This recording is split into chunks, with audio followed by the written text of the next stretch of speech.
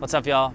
It's Sway. I was with a buddy yesterday. He asked me if I was nervous to make this video. And I said no, I'm actually really excited to make the video. And so what I wanted to do before jumping into the why is clarify what this video is not. I'm not making this video to try to convince you that you shouldn't have sex before marriage. I'm also not making this video to prove that I am more morally correct than other people that are having sex before marriage. And third, I'm making this video not to make you feel bad, not to make you feel shameful or to feel less than me at all. Now, this video is actually literally just to explain why. Why am I not having sex anymore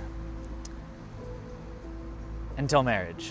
I look forward to marriage, but until that day comes, I am committing to myself and I'm committing to God that I'm not going to do that anymore. Over the last year, I realized that I was actually at one point addicted to sex. It's really hard to say that sometimes. In 2019, 2018, even 2017, I was not someone that I would say that I was proud of. At the time, I was just sinning and I was just doing my thing and I didn't think that there was anything wrong with it. I am super happy to say that my heart's been healed from that. God truly transformed my heart. I did not think that in 2021, I would be making this video.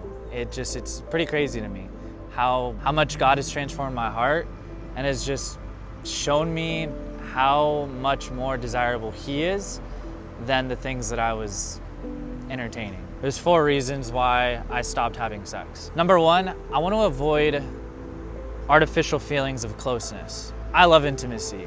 I think the reason why I craved sex so much for so many years in my life is because the intimacy that it brings. I long for closeness with somebody. I long for intimacy with somebody. And I think sex was kind of that Band-Aid. I say Band-Aid because I could never get enough. I was never satisfied. Even moments after having sex, I'd be like, I want that feeling again. That wasn't until I met Jesus. Jesus came into my life at the end of last year, and He showed me that closeness and intimacy with Him is the yearning that my soul was after. My soul wanted closeness with my Creator. I didn't know that that's what my soul wanted. Now, my heart's so full. My heart is so full with Jesus. I spend time with Him every morning. Intimacy, the closeness with Jesus it's unbeatable. That's reason number 1.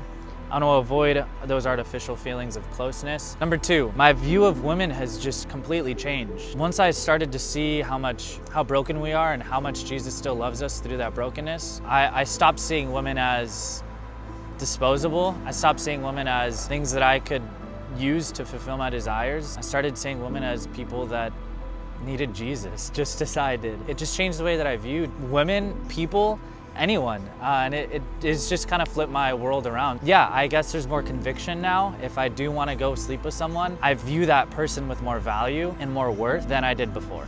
Okay, number 3, I now trust that not having sex before marriage is in my best interest. Everything that's characterized as a sin in Scripture is something that pulls us away from God. If we truly believe that being close with our Creator, that is our soul's deepest desire, sinning is working against that closeness. And so my best interest and your best interest is to have closeness with God.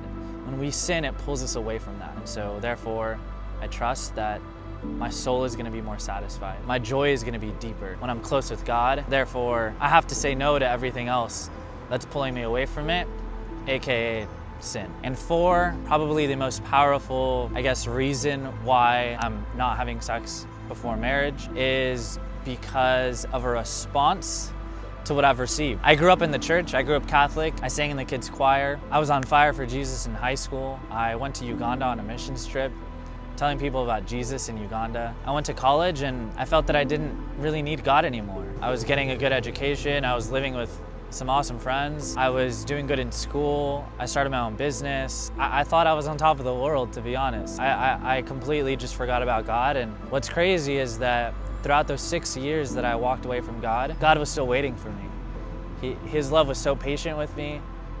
He was waiting right outside my doorstep and saying, son, whenever you're ready to come back, I'll be here waiting. At the end of 2020, when I needed him again, he didn't confront me with a list of things that I needed to change about myself. He welcomed me with open arms. I'm not worthy of his love. He had every right to shun me. He had every right to just leave me to the world. But instead he welcomed me back in, and again, my heart is fulfilled again. And the best response that I could do to show God my appreciation is to obey his word. When God tells us like, hey son, I don't think it's best for you to be partaking in these sins. I know it's best for you. I know that because I created you and I love you with all my heart. And for us to turn our back and say, I don't really care what you have to say. I did that for too long, and I'm done. I'm done doing that. I want to please God. I want the mission of my life to bring glory and honor and praise to God. And the first thing that I can start with is just obeying his word and saying, Father, I don't know why you're asking this of me. I'm gonna trust that it's in my best interest, but all I know is that I love you because you loved me so hard before. So the least I could do is just submit and just obey. So those are, I guess, 4 reasons why I'm saving myself for my wife and I'm no longer partaking in sexual sin. I'd love to connect with you. If you're a friend already or someone that I haven't already met, please message me, please comment below. I would love to kind of hear from you and kind of what your thoughts are on this topic. But anyway, for now, I hope you guys enjoyed again, and until next time, peace out, y'all.